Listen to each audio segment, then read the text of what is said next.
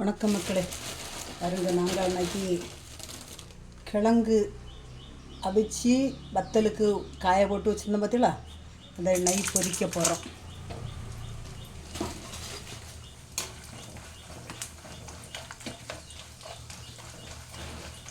பொரித்து இதில் உப்பும் மிளகுத்தூள் போட்டு பொரித்து சாப்பிடணும். பார்த்துருங்க.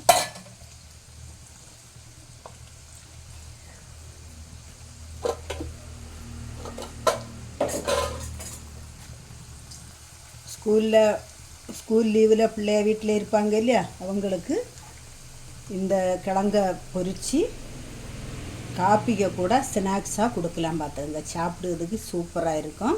சாயங்காலமும் சரி மதியத்துக்கும் சரி காப்பிக்கு கூட கொடுத்து பிள்ளைகளை சந்தோஷப்படுத்துங்க. கொஞ்சோண்டு உப்பு, கொஞ்சோண்டு மிளகுத்தூள், கருவேப்பிலை இவ்வளவும் போட்டு இப்படி நல்லா குலுக்கி விட்டு ஆற வச்சு சாப்பிடணும். சாப்பிடுறதுக்கு அவ்வளோ டேஸ்ட்டாக சுவையாக இருக்கும். பார்த்துருங்க, காப்பியை கூட சாப்பிடுறதுக்கு. பாருங்கள், சாப்பிட்டு பார்த்துட்டு சொல்லி சாப்பிட்றதுக்கு அவ்வளோ சுவையாக டேஸ்ட்டாக இருக்குது. பார்த்துங்க, இதுபோல் எத்தனை பேர் பண்ணி பிள்ளைங்களுக்கு கொடுக்குறீங்க சொல்லுங்கள். வணக்கம்.